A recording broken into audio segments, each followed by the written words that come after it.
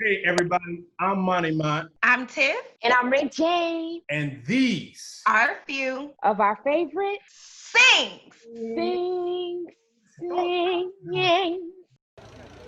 Yo, you ready for Mom, Tiff? Let's go! Never kept up with the latest.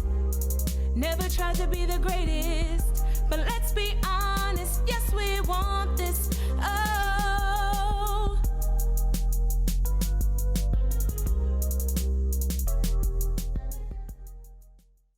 we just practiced. I know. Yeah, we were supposed. I know. I know that I was going to sing it, but I decided I was feeling rappish, and I'm gonna tell y'all why. Okay. Oh. I wanted to do. I know. I always veer off. I was feeling rappish. I didn't want to sing mine. Okay. And the reason why I was feeling rappish today because I'm so excited. We have my friend Ryck Jane on with us today, who is a rapper, a songwriter, and she plays the trumpet. Ryck Jane, ladies and gentlemen. Hey, what's up, everybody? Yes, thank you. Hey, Tiff. Hey, Monty. I'm so happy that you have agreed to be on the show with us today because of course. I know that you were busy and you had a lot going on yesterday. You had a photo shoot and some other things that you were doing, and you still agreed to get on. So I am so happy. Yes, Thank you of course. So much. You know, no problem. You asked, so I'm happy to be here. I'm going to keep my word. So I'm here. Let's go. I appreciate it. And listen, I just want to say, Monty, how you feeling today? Tiff, I'm feeling good. Well, let's be real. It was a little rough last night. We heard some bad news. We're taping this the night after, man. Shout out to Chadwick Boseman, man, his whole family. Man, that one was tough. That one was tough. Man. Once again, I'm not in studio. We're not doing this in studio. We're doing it via Zoom. I happen to be in Washington, D.C. Yeah. I had the honor of honoring Dr. Martin Luther King's legacy and doing the March on Washington yesterday. So that is why I am in D.C. So I'm actually doing this podcast from my hotel room. Nice. Yeah. So that was amazing. Man, it was so dope. But let me just be real, okay? I'm not a spring chicken. So that marching took its toll on me, okay? I was literally there from 6 a.m. until 8 o'clock p.m. So it was like, it was really something, but again, it was an amazing part of history that I got a chance to partake in. So I wouldn't have traded it for the world. It was dope. It was definitely dope. But we're going to jump right into it. Ryck Jane, how are you feeling today? But we know you're tired, but other than that, you feel like you're in a serious day? But no, like I'm good, despite the news and everything. I still learn to look at, what I have and what I'm grateful for. You know what I mean? And that always just puts me back into perspective. Like, okay, I'm blessed with these things. So, although the world is messed up right now and, we lost our brother last night, still have to put things in perspective just to stay positive and just to be uplifted no matter what. You know what I mean? I just want to say this real quick. Yes, ma'am. Ryck Jane and I were actually in a marching band together. Let's go there. Let's go. Oh, okay, fine. Fine. Maybe that's not completely true. Okay, so Ryck Jane was in the marching band. Yes, but you was a part of the band though. Like I was on the dance team. However, that's like part of the band. Exactly. Yeah. Exactly. It's the whole thing. So listen, like I was telling, because I have to say this because, they be trying to play me on this music tip, right? And I be trying to tell them, like, I've been about this music. Yeah, I've been about this music life. This is what I try to explain to everybody. So I was waiting to say that you and I were in a marching band together. But in reality, I was in the dance team, to be honest. And Ryck Jane played the trumpet. So, Monty, really quick, I want to say this because it seems like we've been doing this podcast together now for like 11 years. but I always learned something new about you. So when I mentioned that I was going to bring one of my good friends on that played the trumpet, Monty says he played the trumpet too, and I had no idea. So, Monty, you play the trumpet. Tell us about that, please. You still playing, Monty? First, I want to get Ryck Jane's, how did you get into trumpet first? And then I'm going to tell my story. But how did you get into So, got to high school.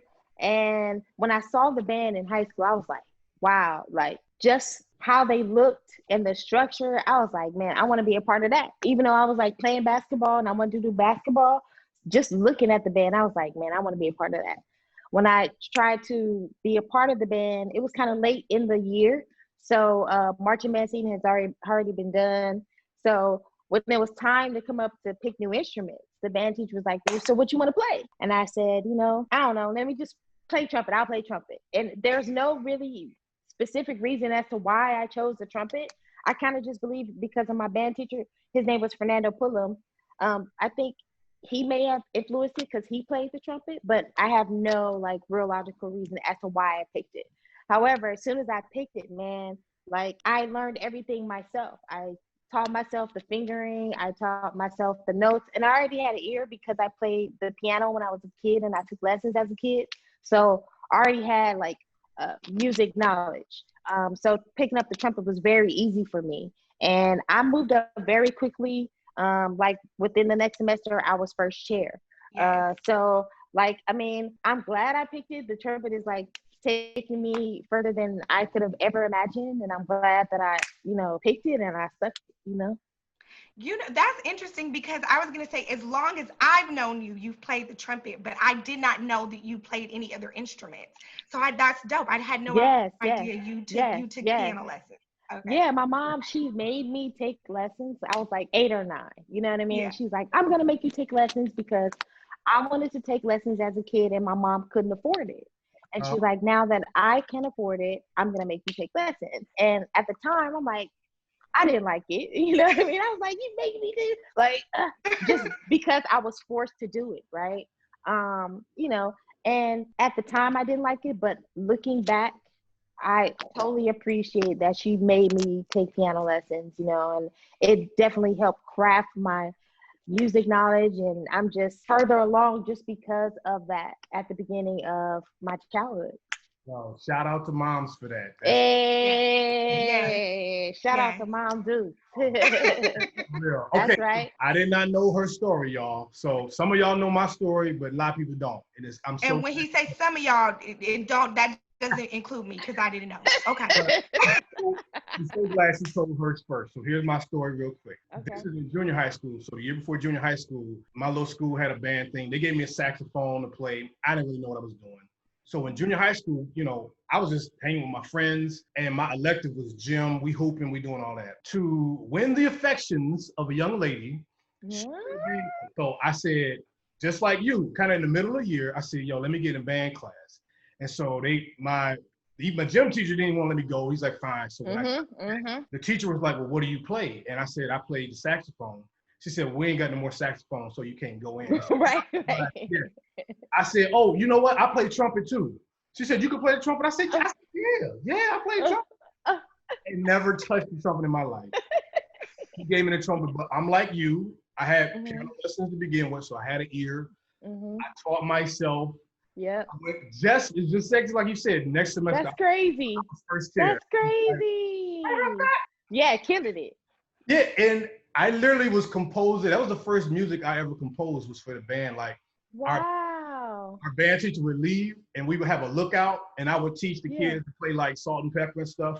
Right. The song that's on the radio. Yes. Play at the games. And I didn't stick with it because I went back to piano, but because I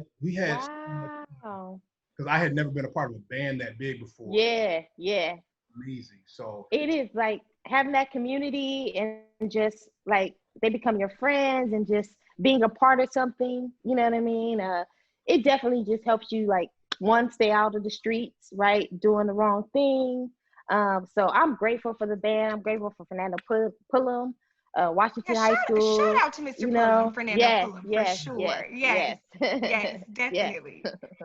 So we have some amazing people that have come from, Oh, just like Washington Prep, the band, the whole nine. Like, we Yes. really have so much talent, like, that Yeah, have for come, real. that come from our house. It's crazy. Like, Yeah, it it's is. It really is. crazy. It is. When I think of Ryck Jane, what comes to my mind is authentic hip hop, honestly. Like, no additives, no preservatives. I mean, lyrically, like, you are a beast. So not Thank only do you. you Thank play you. this trumpet, and I mean, like I said, I've always known you, as long as I've known you, you've always played the trumpet. But there was a time I was like, oh wait, no, she playing now. Like, and then, like, I'm like, she's playing the trumpet. And then not only are you playing the trumpet, but you're lyrically like a beast out here. Tell us about a Ryck Jane show. Like, what does that consist of? Because you're doing a little bit of everything in your shows, right? Yeah. Tell us about Actually, so I'm really like a chill, laid back person. Like, if you know me, like, I'll joke around and stuff, but I'm really like chill. But on stage, like, I'm somebody else. And the energy is just to the max, like, every time, no matter who's in the crowd, no matter the number of people. And not only do I rap and play the trumpet, but I dance and I also sing as well. So I give the audience, I like to be considered an entertainer.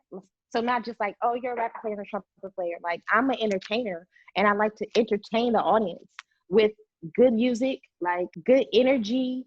I don't just like to just stand there and just, I don't know. That's just not me. I like to like really give people a show. And you don't see that as often nowadays. I mean, especially not because of COVID, but before COVID, a lot of people were just laid back and just like, they would just walk side to side and that's it, like really boring and monotonous. And I really try to avoid that. And I am the total opposite of that. So at a Ryck Jane show, they're going to hear you sing. They're going to hear you rap. They're going to get some trumpet. They're going to get all of that. Some dance moves. All like, of it. all of it. I entertain the crowd. Love it. Yeah. It's a definitely a show, and like one of my goals is to like sell out, huge performance arenas. Once we get past this COVID stuff and figure out what's gonna happen, like that's the plan. Yeah. Okay, so we talk about all of the places you touched on. All of the things that you playing the trumpet has allowed you to do, right? Yes. Allow me to toot your horn for just a second, if I may. That's funny. That was a good joke, right? Yeah, I had to get that in. So if I can toot your horn, I would love to do that. So you playing the trumpet, not only are you an MC and you're doing your own shows, you are a real, like, you're out here, you're a working musician. So the trumpet has allowed you to be play for various artists. You are also the trumpeter for professional sports team. Yes. Right? Yes. What sports team is that? That is the Los Angeles Chargers. That was last season. We're not sure how this season is going to go. But I did play for the Los Angeles Chargers. Wow. At all the home games, which is a really like awesome experience in front of like 30,000 people every other week. Yeah. Really crazy, really humbling, and taught me a lot, like, honestly. And so I mentioned that, you have played for various artists. Yes. But if anyone knows me, every day knows this, and everybody knows who one of my favorites of all time is, okay? So even though you have played for various artists, to get the call that you are going to be playing the trumpet for Beyonce at the halftime show at the Super Bowl feels like what? What was that like? Okay, so let me explain like how that happened. Yeah. Okay. So I randomly got a direct message from Facebook, and it was from a gentleman I don't know. He's like, hey, I know you play trumpet. I know about an opportunity, and I want to give your number to the music director. Is that okay? Mind you, I don't know this guy, never met him before, but I'm like, something was like, go ahead and do it. And I don't give my number out to anybody. Gave him my number. Within like 10, 15 minutes, the music director calls me. He's like, hey, I have a gig. I can't tell you what it is right now, but can you come down to this rehearsal hall within the next hour and work it out? I'm like, yeah. I still didn't know who this guy was, like the music director rather. I get down there and immediately like they passed me like an NDA agreement. Of course. And at the top of it, it says like Beyonce Super Bowl 50. And I'm like, oh my, like, but I couldn't get pumped up, right? Because it's like the music director's right there. And I'm like, you know, and like just going inside, like it was like 50 or so dancers all on the floor, and she's sitting right there and she's like, hi everybody. She's like super sweet, like really loving and just genuine. And it was really dope because they were looking for Black females who played the trumpet who lived in LA. And at that time I was the only one. Wow. So we actually had to like get other female trumpet players who lived out of state, and they had to fly in. But I was the first person, one of the first people there auditioned for the gig. And it was an amazing experience. That was the first time playing at a football game, right? It's the Super Bowl, so it's like crazy. The amount of people. Bruno Mars, that was Bruno Mars, and Coldplay was there as well. They were really, really nice people. That was a historical Super Bowl performance, right? And just to be a part of that, and you know, we were all Black, and we were in Oakland, you know what I mean? Just the whole thing in regards to, it was just an amazing experience, like no doubt. Like I'm forever grateful for that. And then it didn't stop there. So then after you do the halftime show, you get to do Coachella with Beyonce. I do. And then we later get to see this on Netflix, this homecoming series that goes bananas. Like, so I mean, so you got to do that too, Coachella? That was crazy. Yes. Like, so when the music director called me, I'm like, oh, you know what it is. Like, I know who you are now. You're going to call me about a Beyonce opportunity. I'm going to answer the phone. Yes. No doubt. Absolutely. Hey, like, period. Like, okay, yes. And he's like, we need you down here in like 30 minutes. Like, and it's like North Hollywood, like far away. And I'm like, I gotta go. Like, there's no, I can't do this. Like, whatever I'm doing, I have to stop it right now to go. And that was just crazy. Like, walking, like, I can't even explain, but it was just crazy seeing that. And then we didn't know that it was being taped. We had no idea that it was going to be on Netflix. We didn't know it was going to be a documentary. So a year later, seeing it was like just reliving that. And more than anything, it was just amazing being with so many other talented Black people who attended historically Black colleges, who were just, everybody was like Black excellence, like everybody, all the dancers, the singers, the string players, all the horn players, like everybody was dope. Wow. And for us to come together in that unity, that was some other energy I can't explain. And just be like, the audience was in shock. Like, they had never seen anything like that before. You know what I mean? We never experienced that. We've never done it before. So seeing Homecoming on Netflix was like, oh my, I get it now. Like, I get why the world was so much in shock over this Black woman bringing all these Black people together to do Homecoming. You know, like, it made me feel like I was in college at that very Absolutely. Like, I went to HBCU at that time. Like, I was just filming straight up. Absolutely. That's exactly how I felt. And then for me, it's, you know, obviously we know I love her, but then now I'm scanning every single time, and then as soon as it gets to you, like, I'm pausing. Like, I'm like, that's Ryck Jane. And I'm taking pictures. I'm in the middle. It was a lot of us, you know what I mean? And I'm like, I wasn't even tripping on being on camera, you know what I mean? I was just more happy just to be a part of it, you know? And then looking back at it now, hold on one second. Hold on, just wait 1 second. Like, I actually, since that Homecoming was actually nominated for a Grammy, and I actually was able to receive a Grammy certificate for that. I don't know if you guys can see that. But dope is I that? haven't posted it or anything. So this is No. like the world premiere. but yeah, like no, Yeah, just like I didn't see. I didn't know that. yes, no one knows. Congratulations. Thank Oh you. my God, Thank you. congratulations. Thank And you. let me Thank just you. say this, that NDA is real, okay? Because she is Oh. a friend of mine, okay? And I did not know until Nobody knew. the world knew. No one knew. Nobody knew. Yes. And you know, you have to keep it on the DL, especially Yeah. the Super Bowl was more so of a, you know, keeping on the down low more than Coachella was, but still it was like, you don't want to say anything because you don't want to lose this gig. And you know, it's respect, it's professionalism. You know, you have to take care of what you have to take care of and make sure you on point. Yes, Monty. It's like something that big, both those events with all the moving parts and all the people that's got to be in together and all the unity, we got to be on the same page.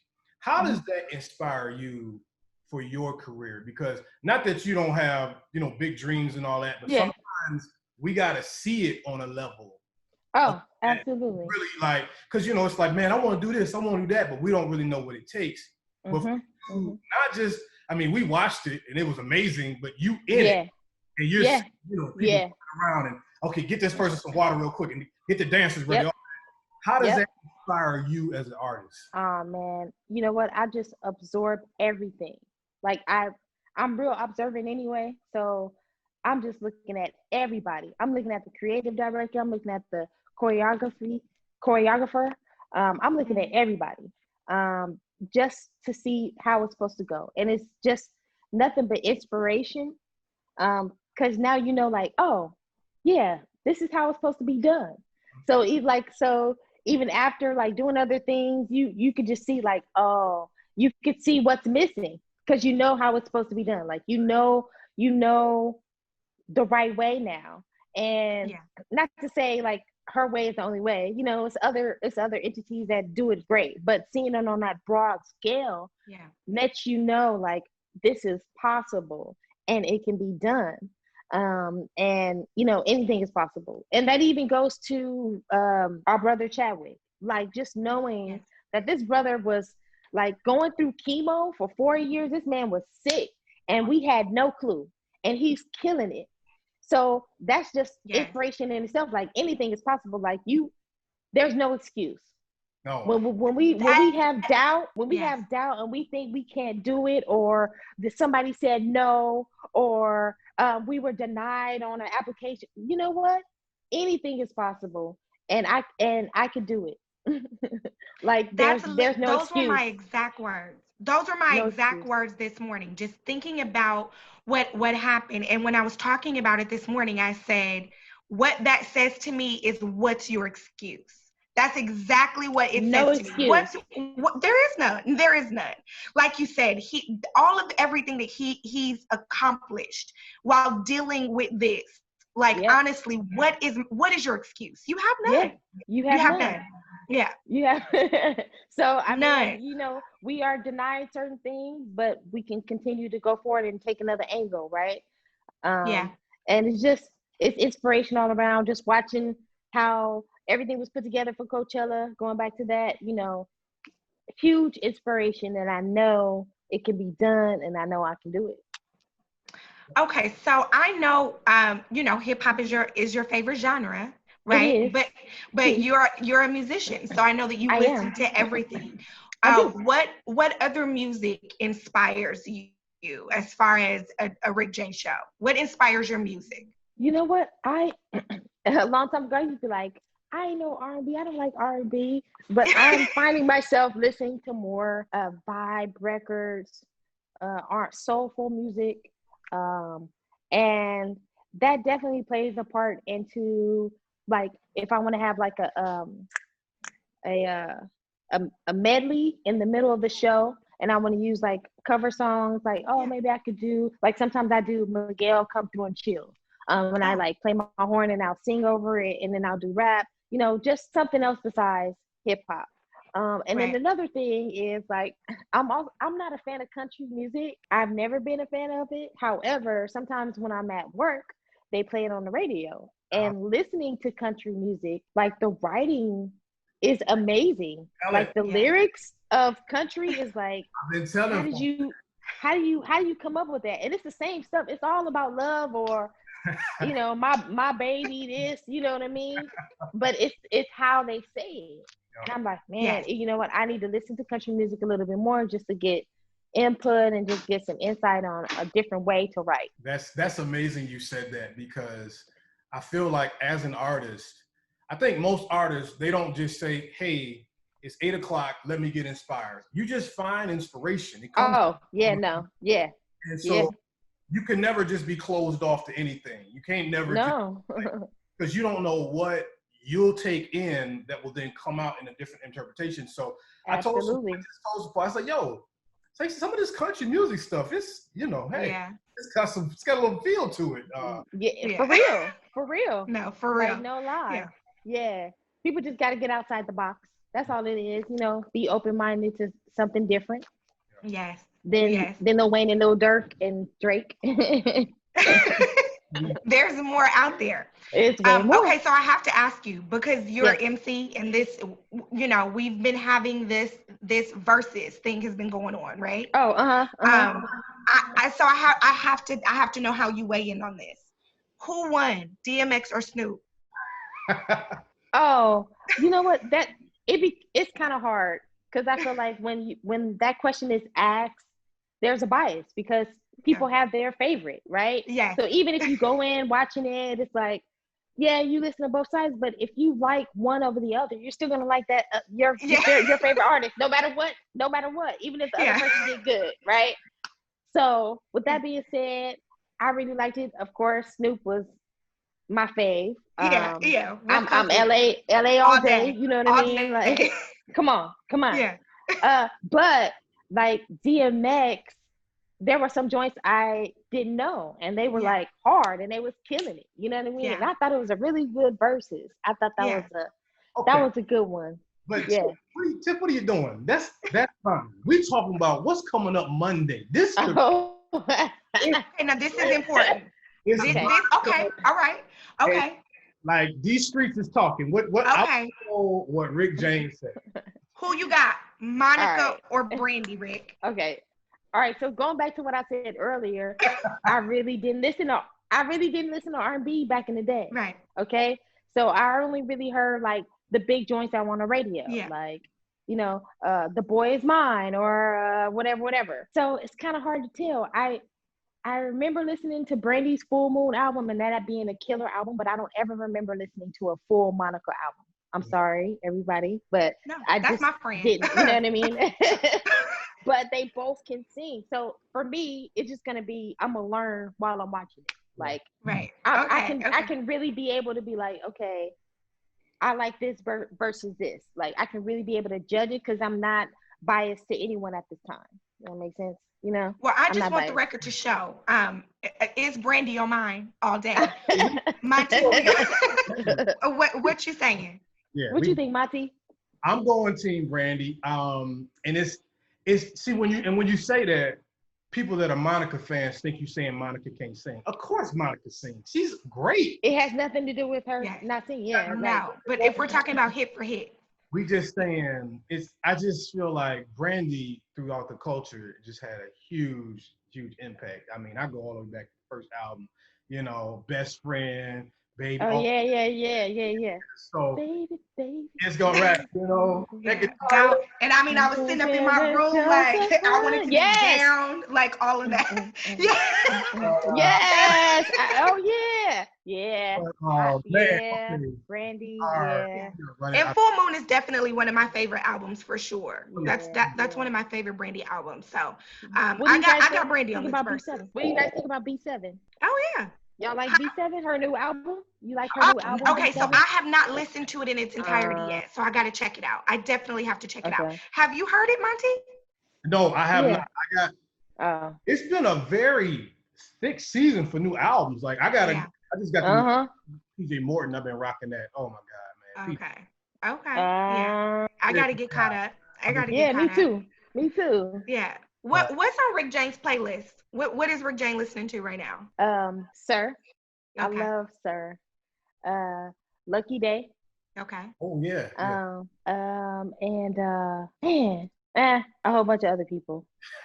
But I just like to last night or today I listened to the Nas album, and I'm not like I like Nas, but I've never been like, oh, I like Nas, like a Nas fan per se. Even though I like his stuff, but I like the album. It's original, like to the core Nas type. If you like that hip hop New York stuff, you're gonna like it. And I'm digging it. I'm like, I can listen. It's a few joints on there. He has a song called Ultra Black. Ultra Black. Like, that's the one. that joint is hard. Like that joint is hard. He has a song with Anderson .Paak, who's a guy I listen to on my playlist. That song with Anderson .Paak is dope. Yeah. Like he has some, like he even did some songs with The Firm. So Foxy Brown did a verse on there. Like, oh, Foxy Brown. Okay, I definitely got to check it out. Okay. Yeah. So yeah, like people are like coming through with music like crazy right now. It's been a heavy season, but okay, we're running out of time. So okay, sorry. People, please let them know. Give your plugs so they can check out your music. They can find you. Let them know, where they can find you. Okay. All right. So I am everywhere. Wherever you listen to music, I'm there. Yeah. My name is Ryck Jane. RYCKJANE. Yeah. Hit me up. Everywhere. That's right. So you already know, doing my thing, raise the bar, available on all digital outlets for sure. Yes. Listen, I can't wait till this is all over so I can get in and check out, go down, come home for a Ryck Jane show. I can't wait. That's right. I know. When we open up, it's on. It's on. It's on. If you need to go soak them feet, because you got to go back marching out in them streets. Yes. I'm definitely I'm finna get in these DC streets. Yeah. Get that Epsom salt, and all that, because it ain't no. Yes. I'm about to get in these DC streets. Yeah, I have to go see, of course, the Black Lives Matter Plaza. So I haven't made it down there yet, where Black Lives Matter is painted in the streets. So I'm actually on my way today. Yeah, gotta get down there for sure. Take pics, all that. Yes, you know it. Thank you again so much for coming on the show, Ryck Jane. We really appreciate it. So grateful. Thank you, Monty. Thank you, Tiff. Appreciate y'all. Website, y'all know what to do, man. You guys be blessed. This has been a production of the Mighty Sharp Network. Executive producer is Monty Mont. Watch the corners and always stay sharp. He paid me the victory, and he told me not to worry. God will provide all my needs. And